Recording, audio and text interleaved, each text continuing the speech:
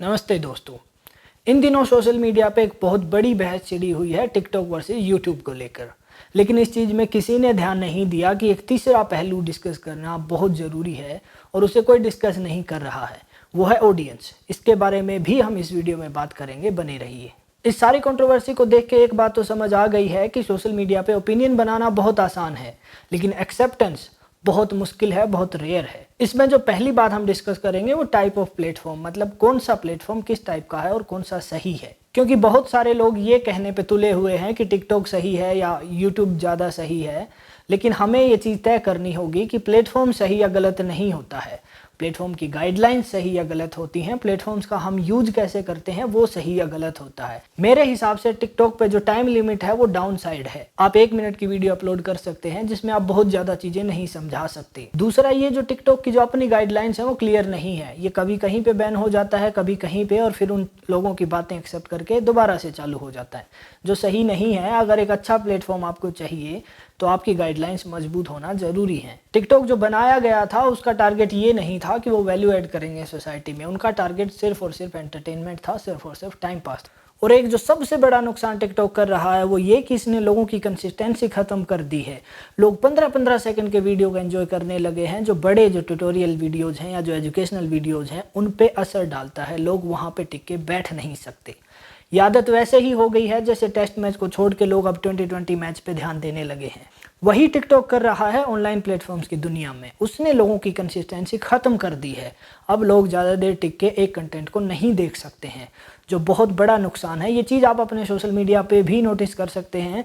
अगर आप कोई लंबा पोस्ट डालेंगे तो शायद ही उसको कोई पूरा पढ़ेगा, लेकिन अगर आप वन लाइनर डालेंगे या मीम डालेंगे तो लोग उस तरफ ज़्यादा अट्रैक्ट होंगे।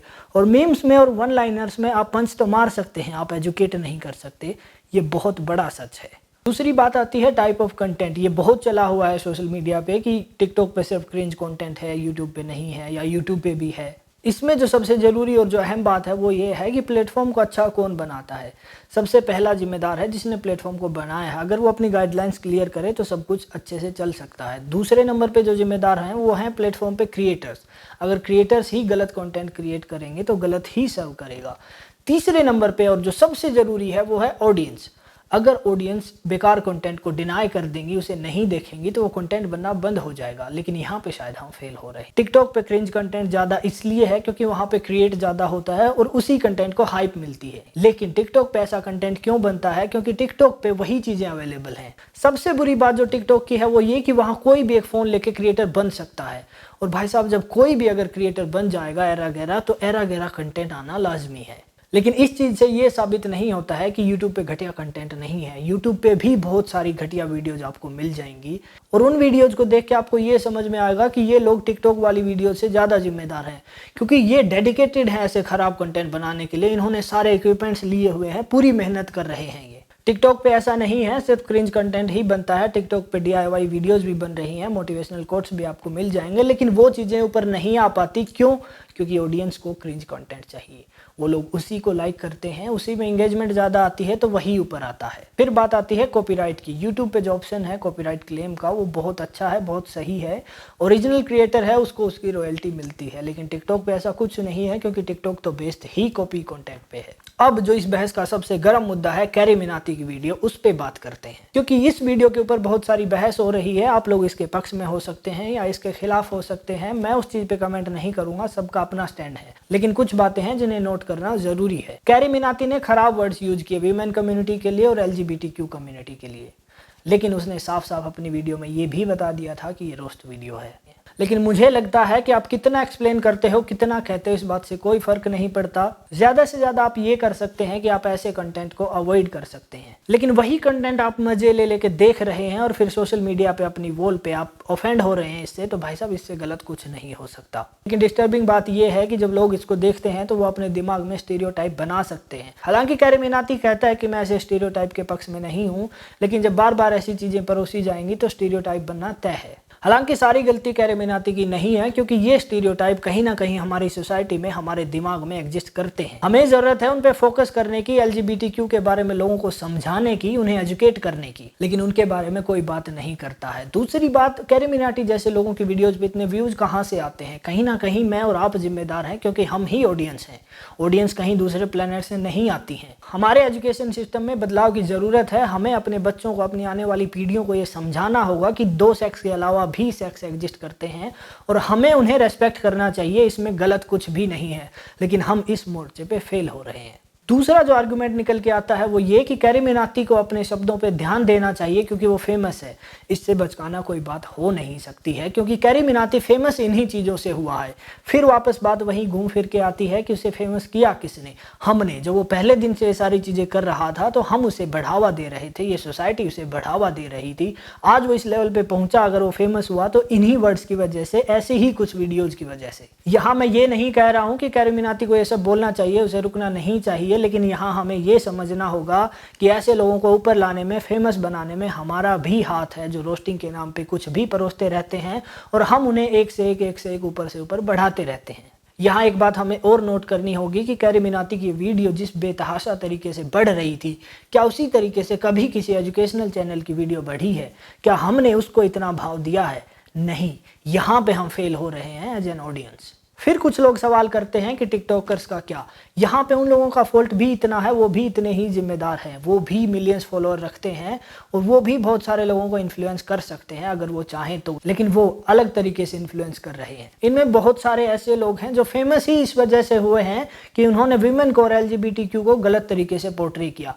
जिस हिसाब से ये वीडियोज में दिखाते हैं कि गोरा होना ही सब कुछ है, या टेढ़े मेढ़े चलना सब कुछ है, या मुंह बना के गलत तरीके से बोलना ही LGBTQ है, वो गलत है। क्योंकि मुझे नहीं लगता कोई भी LGBTQ कम्युनिटी का या लड़कियां ऐसी हरकतें करती हैं जो ये टिकटॉक वीडियोज में पोर्ट्रे करते हैं। अगर कंटेंट मॉडरेशन की बात की जाए तो टिकटॉक को बेहद जरूरत है इस चीज की, क्योंकि उन्होंने सब कुछ बिगाड़ के रख दिया है। कैरी मिनाटी जैसे लोग कुछ दिनों में एक वीडियो बनाते हैं इन लोगों को रोस्ट करने के लिए। यहाँ मैं बिल्कुल नहीं कह रहा हूँ कि उन चीज़ों को इग्नोर कर देना चाहिए, लेकिन मैं ये कह रहा हूँ कि टिकटॉक ऐसा स्टफ रोज प्रोड्यूस कर रहा है, रोज हमारे सामने परोस रहा है। हमें उस चीज़ को बहुत जल्दी कंट्रोल करना होगा। अगला जो पॉइंट है वो ये है कि कैरी मिनाटी को बैन करना कितना सही है। मेरे हिसाब से बैन करना सोल्यूशन नहीं है, क्योंकि ये तो वही बात हो गई कि कोई गलती हो गई, उसके ऊपर पर्दा डाल दिया, बात खत्म। हमें गलतियों पे पर्दा नहीं डालना है, बल्कि उनको एड्रेस करना है, उनकी वजह जाननी है, उनका रूट कोज जानना है और फिर उनका सोल्यूशन निकालना है। ये दोनों ही तरह के लोग जो टिकटॉक पे और यूट्यूब पे जो गलत कंटेंट फैला रहे हैं, दोनों को बैन करने की जरूरत है, क्योंकि ये दोनों ही सोसाइटी का नुकसान कर रहे हैं। फिर बात आती है गालियों की और गंदे शब्दों की। इस चीज में एक जो तबका उभर के आया है वो ये कहता है कि इन गालियों से परेशानी इसलिए है कि ये वुमेन सेंट्रिक है, हमें अब मैन सेंट्रिक गालियां बनानी चाहिए। भाई साहब, इससे घटिया, इससे बेकार सोच किसी की नहीं हो सकती। अगर आप भी उसमें शामिल हैं तो सुधार लीजिए। अगर इस चीज से हमें उभरना है तो हमें न्यूट्रल रह के काम करना होगा। ना हम लड़कियों को गालियां दें, ना हम लड़कों को गालियां दें। हालांकि अभी तक मैं मानता हूं ज्यादातर गालियां लड़कियों पे ही टारगेट होती हैं, लेकिन उस चीज को खत्म करना होगा। उसको खत्म करने के लिए हमें गालियों को खत्म करना होगा, ना कि दूसरी गालियां जनरेट करनी होंगी। एक दूसरे पे इल्जाम लगाना बहुत आसान है ऐसे केसेस में, लेकिन खुद को एनालाइज करना, खुद को सुधार करना मुश्किल है और हमें जरूरत इसी चीज की है। उसके बाद ट्विटर पे हैशटैग का ट्रेंड चल रहा है, फेसबुक पे कैरी मिनाटी के बारे में पोस्ट हो रही हैं। लोग इसको एक राजा की तरह पोर्ट्रे कर रहे हैं कि यही सब कुछ है, इसके लिए ही सब कुछ होना चाहिए। लेकिन कुछ सवाल मन में खड़े हो जाते हैं, क्या यही काम बचा है आप लोगों के लिए? क्या और कोई ढंग का काम नहीं बचा है? क्या कैरी मिनाटी आप लोगों के लिए भगवान हो गया है, वो भी तब जब उसने इतनी सारी गलतियां की हैं? मेरा सिर्फ इतना कहना है कि आंख बंद करके किसी को फॉलो मत कीजिए, हर आदमी को एनालाइज कीजिए। अगर वो सही है तो उसका समर्थन कीजिए, अगर वो गलत है तो उसके साथ खड़े ना हो। हमें अपने दिमाग से सोचना होगा, क्योंकि दूसरे दिमाग से सोची हुई लोगों को फॉलो करके जब हम चलते हैं तो बहुत नुकसान होता है। अब इस इश्यू के कंक्लूजन पे पहुंचते हैं। ये मेरे हिसाब से है, ये सही या गलत कुछ भी हो सकता है, आप इसे ठीक कर सकते हैं। कमेंट करके मुझे बता सकते हैं क्या सही था क्या गलत था। तो कंक्लूजन का पहला पॉइंट ये कि अगर आप लोगों को गंदगी हटानी है तो टिकटॉक और यूट्यूब दोनों से हटानी होगी। आप किसी एक का पक्ष लेके गंदगी नहीं हटा सकते। दूसरा पॉइंट ये कि याद रखिए, कैरी मिनाटी जैसे जो लोग हैं वो पैसे के लिए काम करते हैं। जब उन्होंने देखा कि टिकटॉक पे क्रिंज चल रहा है, उन्होंने इसे एक्सप्लॉइट किया, उन्होंने अपना पैसा बनाया। ये चीजें ऐसे ही काम करती हैं। यहाँ तक कि बहुत सारी कंपनियां भी जो हैं वो इस तरीके से काम करती हैं। ह्यूमन हॉर्लिक्स को अगर आप देखेंगे तो वो एंटी फेमिनिस्ट है, एक बहुत बड़ा एग्जाम्पल है। तीसरी बात, अगर आप गालियों के खिलाफ हैं तो उन्हें बंद कीजिए। गालियों को काउंटर करने के लिए नई गालियां जनरेट करना कभी कोई सोल्यूशन नहीं होगा। चौथा और जो सबसे ज़रूरी कंक्लूजन पे मैं पहुंचा वो ये कि इन चीज़ों के बीच में लाइन ड्रॉ करना बहुत मुश्किल है। सबसे बेहतर जो काम हम कर सकते हैं वो ये कि अपनी यूथ से रिक्वेस्ट करें, उनको गाइड करें कि इन चीज़ों से दूर रहें, ये चीज़ें गलत हैं, इन चीज़ों को अवॉइड किया जाए। और यकीन मानिए अगर इन चीज़ों को अवॉइड किया जाएगा तो ये चीज़ें ट्रेंड में नहीं आएंगी, ऐसे लोगों को बढ़ावा नहीं मिलेगा। और जाते जाते एक बार फिर मैं कहना चाहूँगा कि एज एन ऑडियंस हम फेल हो रहे हैं। हमने इन चीज़ों को बढ़ावा दिया है। कैरी मिनाटी के 0 फॉलोअर से इतने 16-17 मिलियन फॉलोअर्स अगर पहुँचे हैं तो ये हमारी वजह से पहुँचे हैं। कहीं ना कहीं इस कैमरे के इधर और उधर बहुत सारे ऐसे लोग हैं जो कैरी मिनाटी की वीडियोस देखते हैं, बहुत मज़े ले लेके देखते हैं, और जब बात सोशल मीडिया प्लेटफॉर्म पे आए तो वो उसे बैन करने की बात करते हैं या उसे ख़राब बताते हैं।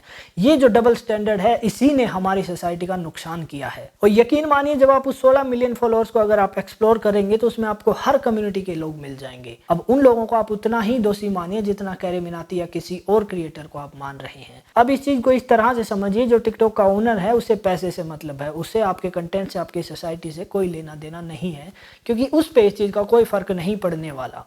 लेकिन वहां पे क्रिएटर कौन है? हम लोग हैं। वहां पे ऑडियंस कौन है? हम लोग हैं। पहला, हम एज ए क्रिएटर गलत कर रहे हैं कि हम वहाँ पे ऐसा क्रिंज कंटेंट प्रोड्यूस कर रहे हैं।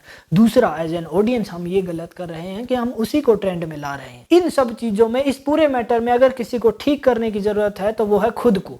अगर हम खुद को ठीक कर लेंगे तो हमारी सोसाइटी ठीक हो जाएगी, ये क्रिएटर्स भी ठीक हो जाएंगे। क्योंकि अगर इन्हें ये बात समझ आ गया कि ऐसी चीज़ें ट्रेंड में नहीं आएंगी, लोगों को ये पसंद नहीं है, तो ये नहीं बनाएंगे। और फिर मैं एंड में इस बात पे जोर देना चाहता हूँ कि कितने एजुकेशनल चैनल हैं जिनको हम ट्रेंड में लाते हैं। शायद आपको एक का भी नाम ना पता हो, लेकिन ऐसे चैनल बहुत मिल जाएंगे जो झट से ट्रेंड में आते हैं, झट से उनके मिलियन बिलियन फॉलोअर हो जाते हैं। नमस्ते दोस्तों, इस वीडियो को यहीं ख़त्म करते हैं और फिर से एक बार बैठ के अपने आप को एनालाइज कीजिए, शायद आप सोसाइटी में कुछ अच्छा कर सकें।